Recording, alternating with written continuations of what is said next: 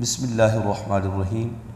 السلام علیکم پیارے دوستو، آج کی ویڈیو میں آپ کو بتاؤں گا کہ اگر کوئی شخص خواب میں اپنے سر کے بال گرتے دیکھے تو اس کی کیا تعبیر ہوگی۔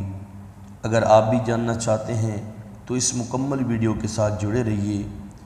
تو ویڈیو شروع کرنے سے پہلے اگر آپ ہمارے چینل پر نئے ہیں تو اسے سبسکرائب کر لیجئے تاکہ ہماری ہر آنے والی نئی ویڈیو کا نوٹیفیکیشن آپ تک وہ پہنچتا رہے۔